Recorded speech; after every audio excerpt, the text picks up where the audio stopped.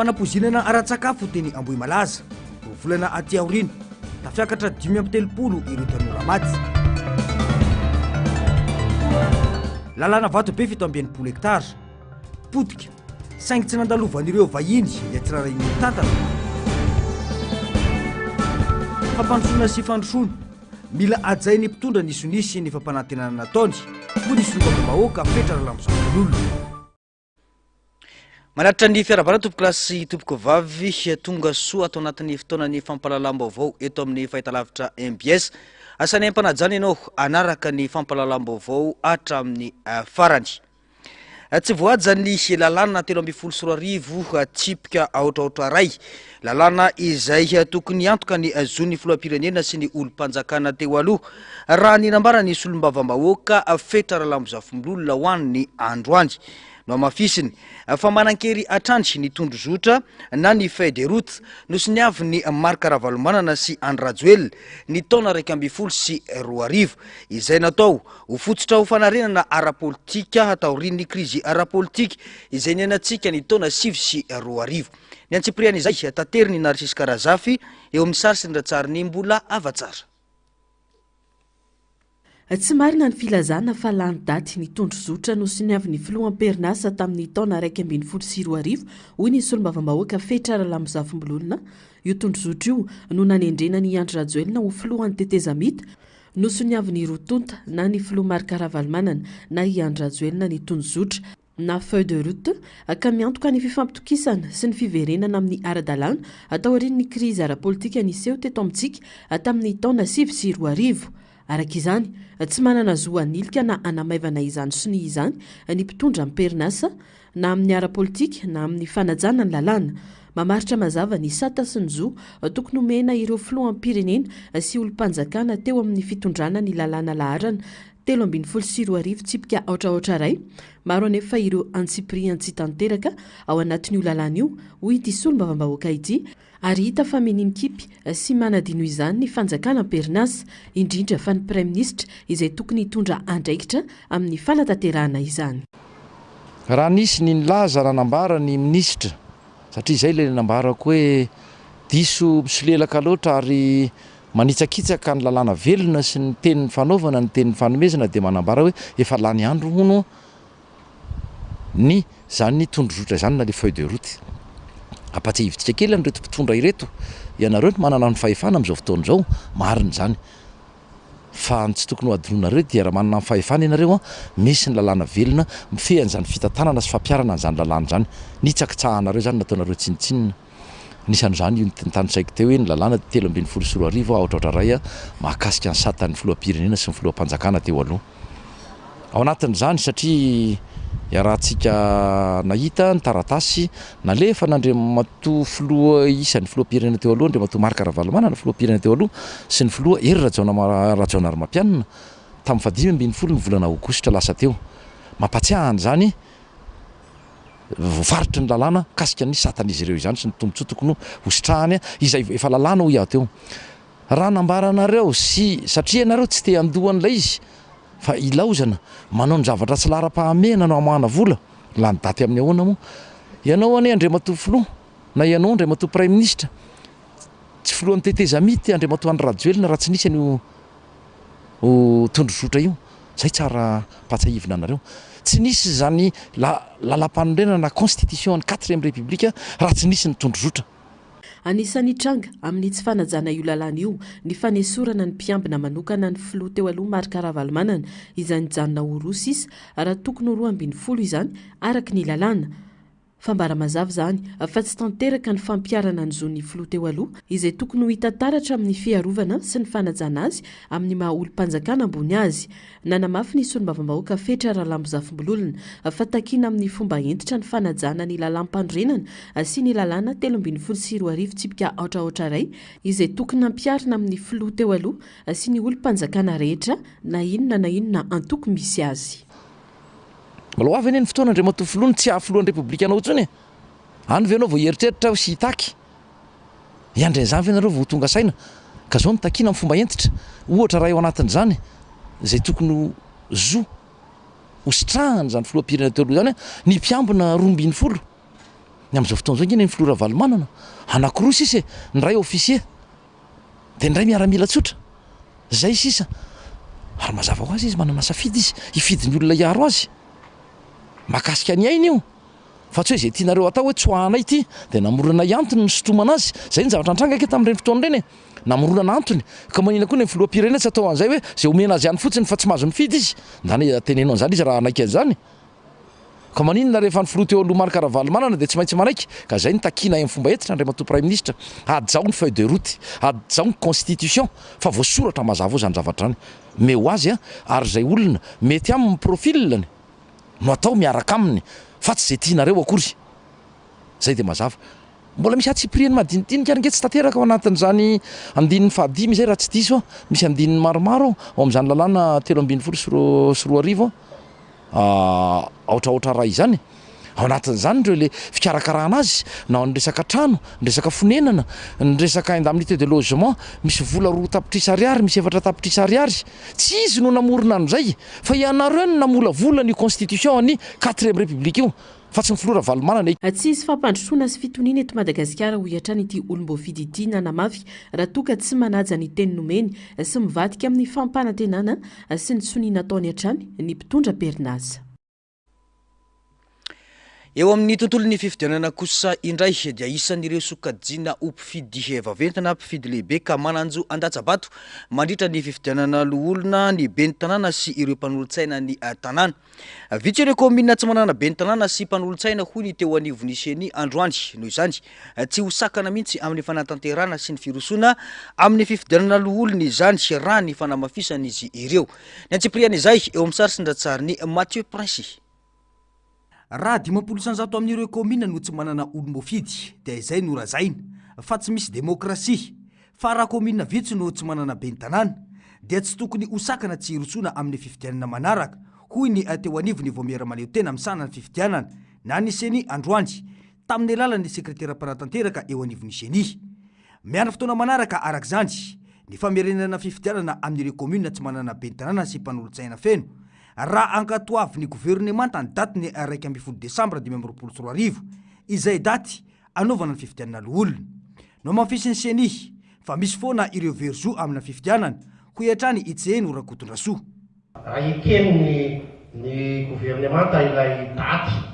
izy mbola raha ikena satria mbola tsy nanaiky anie zareo amin'ny 1 ny volana Desambra dia verzo ireo izay zavatra misy foana amin'ny demokrasia fa io anjaran'ny mpanapa-kevitra no mandanjalanja hoe amin'ny fotoana manao ahoana ny tokony andehanany fa ny anay atao miseny tsy hoe mialandraiky zay fa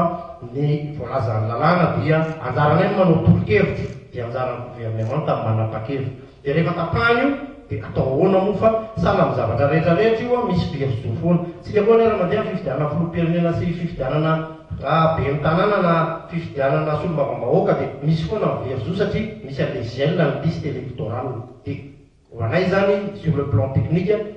mitovy amin'izay le izy tsy raha ohatra kosa ka hoe 500 commune na tsisy mera voafidy na tsisy ino izy mpanolontsaina any ngamba mety mipetraka ny andevitra fa le izy ane kely ny apahany tsy manamaivana an'le kely satria azon'ny olona foana mandeha mifidy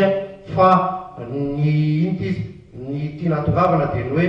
rehefa tapaky ny mpanapaka fa alefa le fifidianana atao ahoana fa mety miandry amin'ny fotoana manaraka indray zany ny fifidianana amin'ireo tanàna na komuna tsy misy ben'ny tanàna sy mpanolontsainareo. Raha tsy aivina araky ny lalam-panorenana malagasy eo amindriny ny 120 sy 20 ny filan-kevitry ny ben'ny tanàna sy ny mpanolontsaina munisipaly no mandrafitra ny mpifidy voalohany amin'ny fifidianana loholona ankoatra ny eo anivon'ny faritra. Midika izany fa rehefa tsy feno na tsy misy ny olom-boafidy eny anivon'ny komuna dia miteraka fahabangana sy tsy fahatomombanana amin'ny fifidianana loholona izany. Ity indray izany no midika sy maneho manaraka fa isy ny fanitsahana lalàna eto Madagasikara amin'io fifidianana oloolona io. izay ny amin'iny fa ho hitantsika ihany moa ny toy ny izay rehetrarehetra izay fa vaovao makasika ny raharambohy malaza kosa dia tafakatra 5 ireo tanora namoiny ainy taoriny ny fankalazana tsingeritaona tetsy ambohy malaza ny faefatra ambin'ny folo ny volana jona taona 2024 lasa teo iny nodomandy androany i Debora Antriniala misy analamanga taona 2024 rehefa sempotra ka voaterina verina niditra hôpitaly atreto mbola manjavonjavo ny antony nahafaty ireo tanora ireo ary mbola andrasana ny fitsarana ireo olona 5 anisan'izany any atompopety Narcisse Karazafy sy mbola avatsara no mitondra ny antsipriany izay. Debora Antriniala no tanora fa 5 namoiny ainy atao arin'ny fety fankalazana tsingeritaona teny Ambohimalaza ny 4 jona 2024 lasa teo nodomandry ny maraina teo i Debora Antriniala tovavy 20 taona izay voafidy ho misy analamanga tamin'ny taona 2024. Vao mampalahelo moa zany no nahatongavantsika eto raha ny toerana misy antsika dia eto amin'ny morgue eto amin'ny Argila isika satria dia namoiny ainy Debora izay tovavy 20 taona monja tao anatin'ireny efitsika sy anniversaire teny Ambohimalaza ireny. Efa misy ny fitsaboana izay natao saingindrisy fa tsy tokony miaina isika efa natao izay farahery sy farafahefana ny maha-olombelona fa nandaoantsika andro amandraina zany efa nivoaka ny hôpitaly Debora ary efa niriarina araka tamin'ireo fianakaviana no niverina sempotra mafy tampoka indray ka voaterina verina nampidirana hôpitaly fandroany nateo aza ny fitsaboana natao azy dia tsy tanany ainy efa fantatra mialoha ho iatran'ny fianakaviana ny olana nahazo azy saingy nisy fahatarana kely teo amin'ny fandraisana fanapahan-kevitra ho iatran'ny fanazavana. Alandriamanitra rery ny aina dia izy ny tokony aina fa tsika lahatra daholo eto dia misaotra betsaka tamin'ny fitsaboana rehetrarehetra satria efa nandroso fahasalamany Debora efa niaraka nyriary niaraka tamin'ny teny dia tsisy tokony hampitsotsika fa izy mipandahatra arak'izay nyteneako izay dia zay efa salama izy dia velona miditra fa le ohatrany hoe tao amin'ny letraka eo ataony dia misy zavatra maniry tao anatin'le izy dia izay no miteraka fahasipovana anazy fa na amin'ny fomba ohatrany ahoana na amin'ny fomba ohatrany ahoana rehefa izay ny sitrapon'Andriamanitra hoe nangalana anazy dia tsisy tokony hampitsotsika fa dia manaiky foana. Dia izy efa fantatra hoe le sténéose ny anarany ao anatin'le zavatra maniry iny dia naniry haingana be ilay izy dia iny niteraka nasepotra anazy dia efa fantatra mialoha ilay izy hoe izay le problème fa misy retagana décision kely moa zany dia mifara ohatran'izao. Raha tsy haivina olona 5 no nahiditra ponja vonjomaika voasaringotra amin'ny ity raharaha ity ny 3 ao Antanimora, ny ray any Manjakandriana ary ny ray hafa any Avaradrano. Mbola manjavozavo kosa hatreto ny antony marina nahafaty ireo tanora 5 namonjy fety fanamariana tsingeritaona teny Ambohimalaza. Mbola andrasana kosa ny fitsarana ireo olona voarohirohy ka isan'izany ny tompopety. Vao makasika ny resaka fahatapanjiro sy ny tontolon'ny politika kosa indray dia nanamafy ny solombavambahoaka sy teny rendrena solony aiko androany atao amin'ny page Facebook ny fahalainga ny afafin'ny mpitondra amin'ny vahoaka malagasy ohatra akaiky noraisiny makasika ny fahatapanjiro na ny délestage saingy hatramin'ny androany vao maika aza miamafy ny fahatapanjiro manerana nanosy hoy ity solombavambahoaka ity ny antsipriany izay. Ny daty ny 10 novambra 2024 dia nilaza sy nanamafy ny mpitondra ankehitriny nandritra ny fandaharana manokana nataony atao amin'ny fahitalavitra fa ho foana ny fahatapahan-jiro eto Madagasikara amin'ny ity taona ity no amafisy nandritra izany fa noho ny ezaka ataon'ny fitondram-panjakana izany ho ny nambarany nandritra io fotoana io hatramin'ny androany anefa tsy misy fiovana ary vao maika aza miamafy ny fahatapahan-jiro eto Andrenivohitra mahatratra hatramin'ny adiny 4 izany raha kely indrindra ho an'ireo faritra sasany. Ity no ampahany tamin'ny teny izay nataony. Reo investissement goavana zay nataontsika reo tsy tokony hisy intsony délestage amin'ny taona ho avy. Ary zany miteny miora zany zavatra teneniko anako rehetrarehetra zany tsy hoe mbola nofinofina iteny hoe ho atao hoe fa efa ao ny ankamaroany na ny groupe na parc solaire efa ao hitanareo tamin'ny télé teo. Nanamafy nisy olombavambahoaka sy tendrandrena solony aiko tao amin'ny page facebookny raha namoaka io raky tsara io zany no isany ilazany afa tsy tokony anantena be ireo fanomezana vila ireo ekipa ny Bariany Madagasikara izay nampanantenainy ity mpitondra kehitriny ity. Za aloha tena mahita hoe tena tsy natao hitondra firenena ity raha namany ity. Iza zao no manabado ny vahoaka malagasy, iza no mandainga ny vahoaka malagasy ary tena dizy tanina mihitsy izy raha nabado sy andainga ny vahoaka malagasy. Fanontaniana mipetraka amintsika vahoaka malagasy, mbola misy ve délestage fefa nahazo rano ve isika malagasy fa raha ny fanambarany nataony androany isika volana septembre 2025 aiza kory le délestage itary champion du monde izy raha anabado atsika vahoaka malagasy, raha tena hanao balarora amitsika vahoaka malagasy. Zay le itenenako amin'ity vila ty hoe ngai rajoelany hoe aza mba apetraka 100% ny fanantenana. Efa maro no nambara teto hoy sy tendrandrena solony aiko ary efa maro no nolazaina teto saingy hatramin'ny androany mba firy tamin'izay no tanteraka ho hiatrany ity solombavambahoaka ity mametra mpanontaniana. Ankoatr'izay nambaran'ity olombofidy ity fa betsaka ireo atleta malagasy no mitondra avo ny fanevan'ny Madagasikara ka tokony ampitoviana ny rehetra.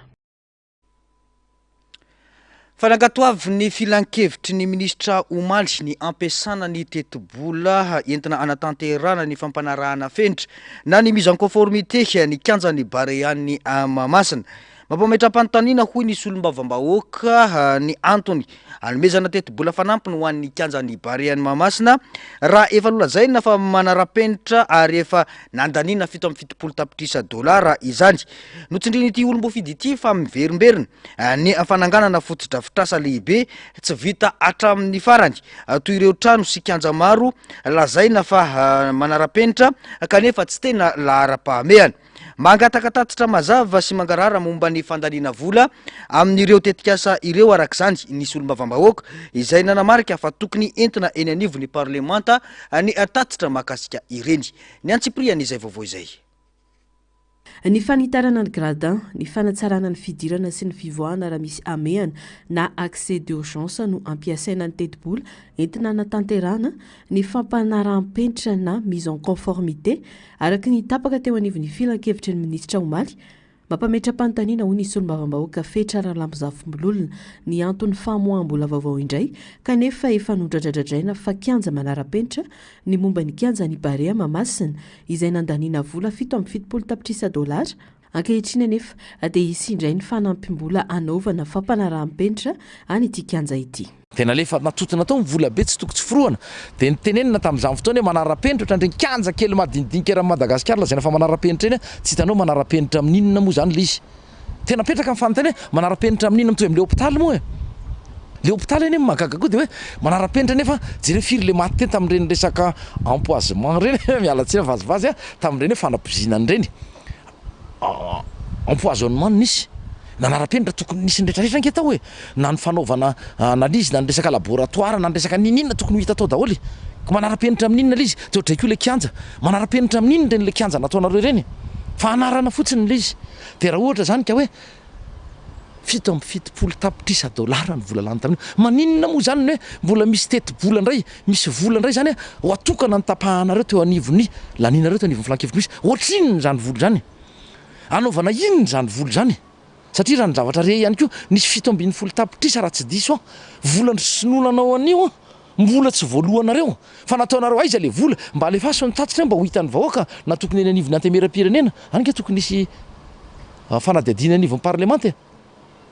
hoe nataona daholo le vola tao lasa iza daholo nanatanteraka ny asa inona ny mbola tsy vita mifanaraka amin'ny zavatra zay voafaritra ve ny asa natao treza tao finona moa ny antony hoe andraisana fanapa-kevitra indray amin'ny filan-kevitra ministra araka ny teny to efa fahadisoana nanao an'io kianja fa io moa le izy kitikitihana zavatra manatantara tokony efa vakoka. raha ny zava-misy tsy misy vitatra amin'ny farany akamaroan'ireo tetikasa sy fotodrafitrasa lehibe hoy ny fanamariana isan'izany ohatra ny lalana tsara saotra ny tarina ny fanamboarana amin'ny sisiny nefa tsy lahara-pahamehana ary toerana tsy misy fitohanana ny fiarakory atao ihany koa ny lalana rokady izay fotodrafitrasan'ny filoha teo aloha saingy nojapin'ny filoha amperinasa tsy mahay mametraka ny lahara-pahamehana ny fitondrana amin'izao fotoana ho iatrany ny nambarany satria tahirehare ohatra ny reny natao teny amin'ny rokady reny rokady est sy rokady nord-est ny nataon'ny filora jaonary mampianana dia tonga dia nijapiana fotsiny dia natao rokady ny rivo dia nitokanana dia toy izany ihany koa ny lalana eny tsara saotra eny tsara saotra efa nisy lalana teny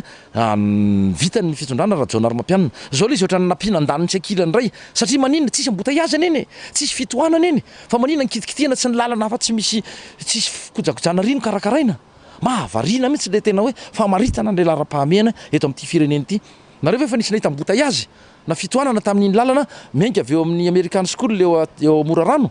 mandeha mamonjy ny tsara saotra iny mandeha makany Ivato efa nahita fitohanana fiara vena tsia ko maninona nikitikitihana le lalana tsy maninona dia hitarina dia atao katovoanga man izy io be dia be mihitsy le tsikera tsy ny tena amin'ny masika fa tsy mahay mijery an'ilay atao hoe lara-pahamehana le fitondram-panjakana manoloana izao zava-misy izao dia mila tatitra sy fanazavana mazava ny fomba namoahana sy nampiasaina ny vola amin'ireny tetikasa goavana ireny ho iatrany ity solombavambahoaka ity ivadika vaovao makasika ny fanatanjahan-tena vetivety isika fa iverenantsika ihany ny tontolon'ny politika sy ny sosialy izay rehefa avy eo tanterana amin'izao fotoana izao ny lalao fifanitsanana iadina ho an'ny lalao iadina ny amboara eran-tany eo amin'ny taranja baolina kitra ho an'ny taona 2024 ao anatin'izany ny lalao tanterana amin'izao ora sy fotoana izao i Madagasikara sy Centre Afrique raha ny antotanisa azo amin'izao ora sy fotoana izao dia mitarika amin'ny isa rainy ohatra ny barea ny Madagasikara manoloana ny Centre Afrique toy izao ny antsipriany izay vaovao izay tatery ny Narcisse Karazafy eo amin'ny saritsindratsara ny mbola avatsara lalao manandanja amin'ny fifanitsanana ty Afrika ao amin'ny fiadinany amboara eran-tany 2024 ho an'ny ekipa pirenena malagasy barea andro any ny ekipa ny Republikan'i Centrafrika tafiditra amin'ny andro fahafito sy fahavalo ny lalao atao amin'ny kianjan'ny Larbizaouli any Casablanca Maroc nanomboka tamin'ny 7 ora teo ny lalao nambaran'ny filohan'ny Fédération malagasy ny baolina kitra fa tanjona ny batana ny fandresena amin'ity lalao ity ary anao ezaka rehetra ny ekipa pirenena natanterahana izany ny fandresena no ilaina ho an'ny barean'i Madagasikara izay mbola mitady toerana tsara ao amin'ny vondrona misy azy ny vokatra azo amin'ity lalao ity dia hanandanja goavana amin'ny fahazoana tapakila ao amin'ny mondial 2026 ho ny mpanazatra Corentin Martins. Gagner tout simplement m'irait bien. On sait que chaque match est différent. Eux, derrière notre victoire, ils ont fait match nul 0-0 contre le Mali, donc ils ont su aussi réagir. Et je pense qu'ils devront faire la même chose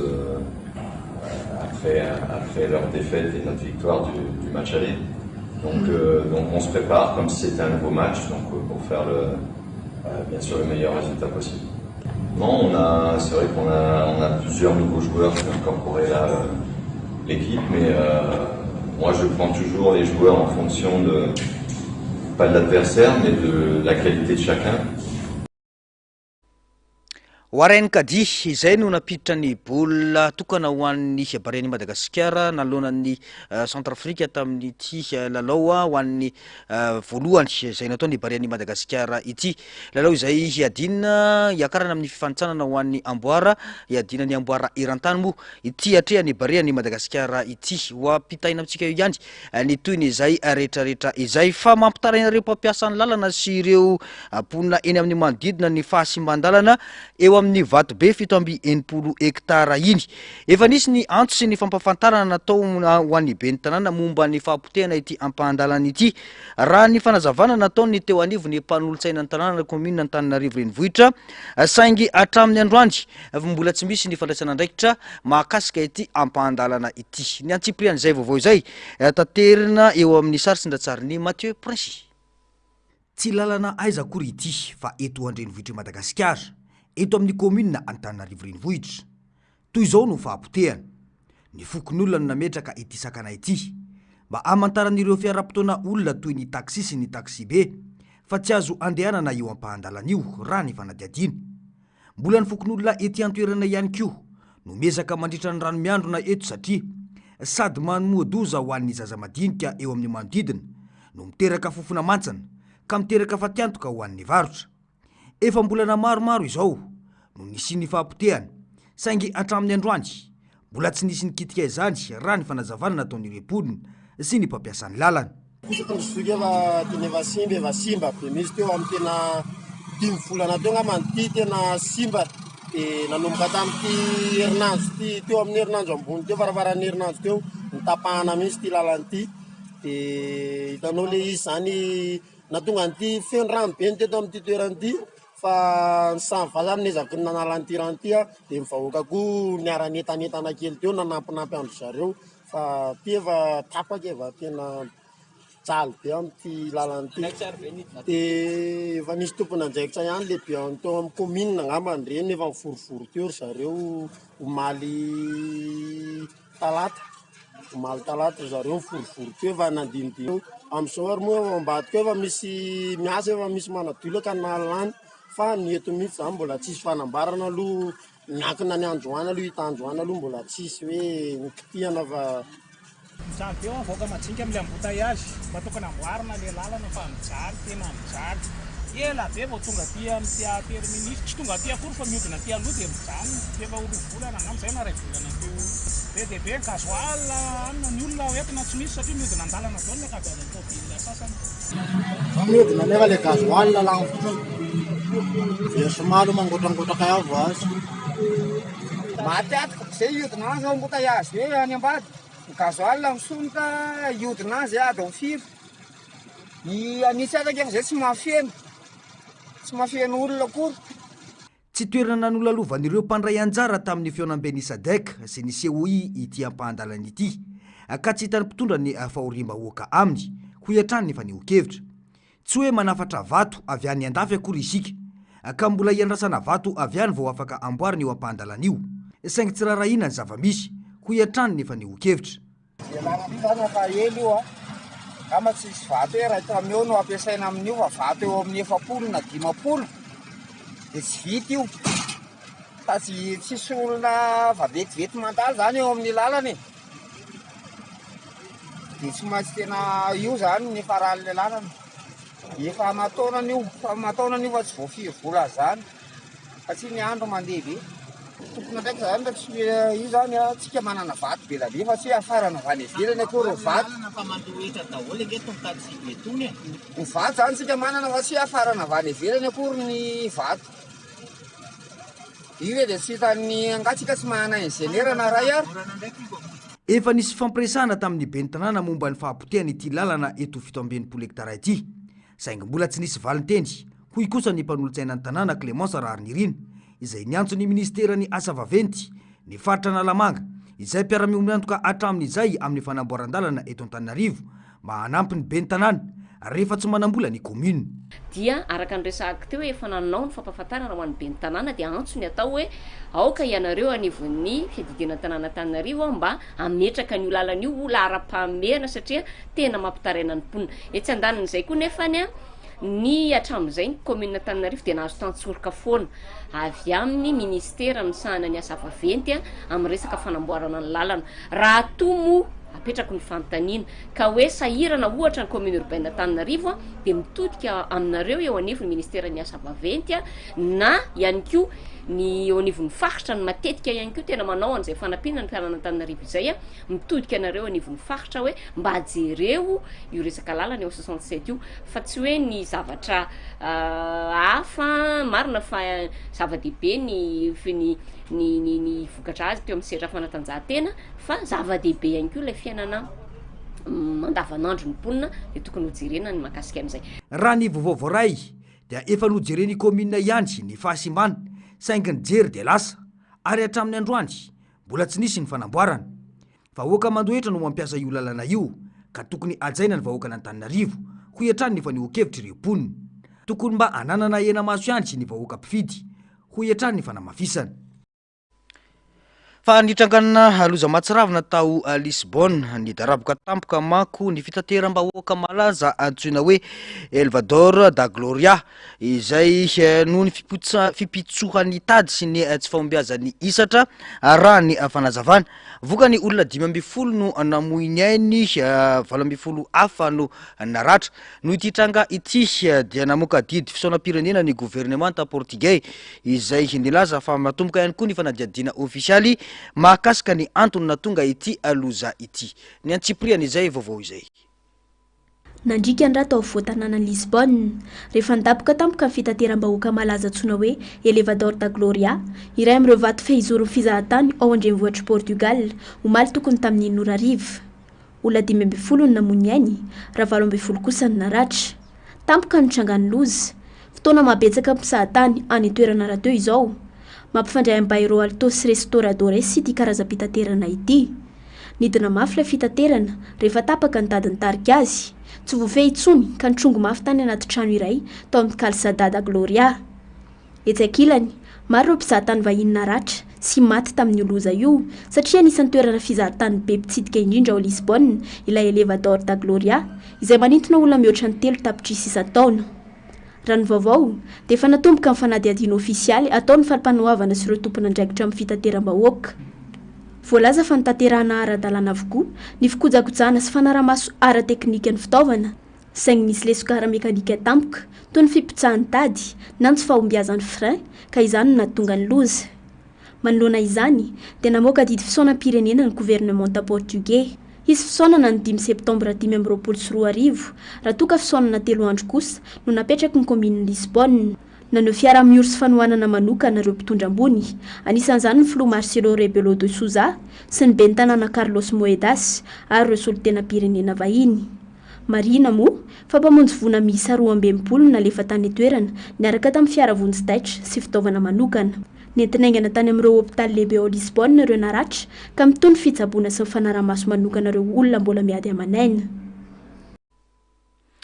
fa mpifindra-monina mihoatra ny 80 no maty rehefa nivadika teo amoron-dranomasiny Yemen ny sambo nitatitra azy ireo na dia mampididoza sy amoizana aina maro aza ny fifindra-monina antsokosoko indrindra any amin'ny efitry Oboka ao Djibouti dia tsy mitsaha-mitombo ny fivezivezeny ireo mpifindra-monina tato anatin'ny 9 mbolana voalohany tamin'ity taona ity araka ny tatitra izay natao ny fikambanana iraisam-pirenena misahana ny fifindra-monina nanambara ny OIM fa zavadoza no ateraky ity fifindra-monina ity ny antsipriany izay vaovao izay. Dans la Corne de l'Afrique, la route migratoire vers le monde arabe est de plus en plus périlleuse. mitombo be ny fivezivezen'ireo mpifindra-monina tato anatin'ny mbolana voalohany ity taona ity araka ny tatitra navoaka ny fikambanana iraisam-pirenena misahana fifindra-monina na ny OIM tamin'ity herinandro ity mampidi-doza sy namoizana aina maro anefa ny lalana mampitoy ny tandroka Afrika sy ny saika nosy arabo any amin'ny tany efitra Oboka ao Djibouti no nahitana fahafatesana be indrindra noho ny hafanana be loatra sy ny herisetra ary ireo vehivavy sy ireo ankizivavy no tena hiaran'izany mitatitra any amin'ny trangana fahatesan'ireo mpifindra-monina mihoatra ny 80 ny OIM izay maty andrano rehefa mivadika teo amoron-dranomasiny Yemen ny sambo nitondra azy ireo noho ny toetrandro ratsy nitatitra olona manodidina 750 ity sambo ity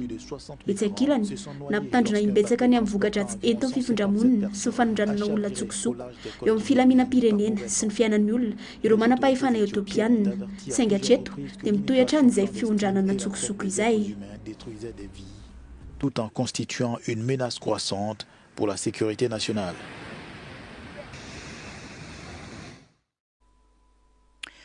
Sakanangovo tsy hita maso manodidina ny atandry fizarana ranomasina roa dia ny ranomasina Pasifika sy Atlantika nosy iray izay tsy ahitana olombelona fa feno bibilava mampididoza maneran-tany indrindra ireo no hatranga hafakely sy hoentina amintsika amin'ity alina ity. Hita fa misy sakanangovo tsy hita maso manodidina ny tany tao aorian'ny fikarohana nataony mity sy nasa miasa toy ny sosina miaro amin'ny taratra manimba avy amin'ny habakabaka ity sakany angovo ity hita amin'ny sisin'ny fehikafatra Vanalaine eo amin'ny 1,1 kilometatra ambony tany izy io. Ny sifflement plasmaférika no heverina ho antony mahatonga azy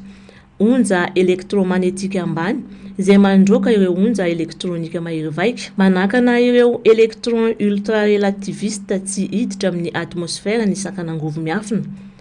Anisany tena manimba ireo électron ireo ary afaka mandoro fitaovana eny amin'ny habakabaka. Tsy avy amin'ny herin'ny taratra na onjana radiolavitra io fiarovana io, fa avy amin'ny onja antsoina hoe soufflement plasmaférique. Manampy amin'ny fiarovana ny fiainan'olombelona sy ny fitaovana eny amin'ny habakabaka ity fiarovana tsy hita maso ity, raha ny fanazavana. Mety ho gagagaga ihany isika mahita hoe maninona no mizara ho tahaka izao ity ranomasimbe ity.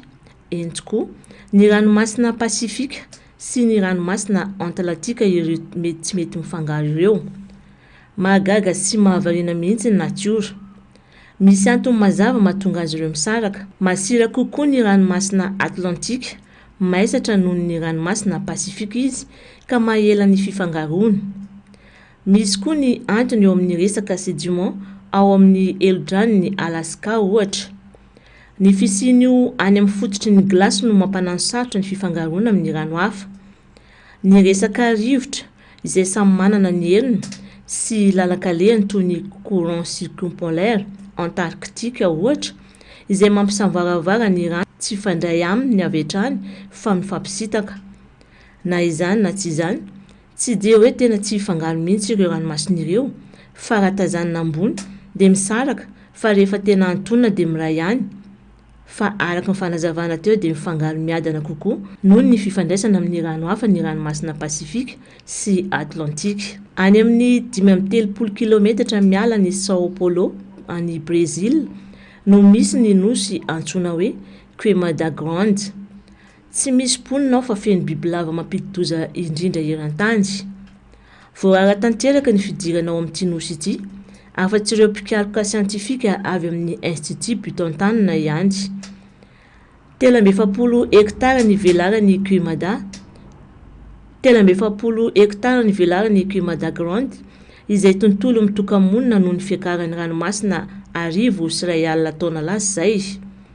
Tsy ho an'ny mpizahan-tany izany toerana izany. Nosy mampatahotra ity nosy iray ity. Tapitra ny fampalalam-baovao-tsika tompoko lahy sy tompoko vavy mankasitraka anao nanaraka izany hatramin'ny farany. Isoran'ireo namana-panao gazety sy ny teknisianina nafahana nanatontosa izao fampalalam-baovao izao. Metraka ny soavatsara ho amin'ny rampitso indray. Filoma tompoko.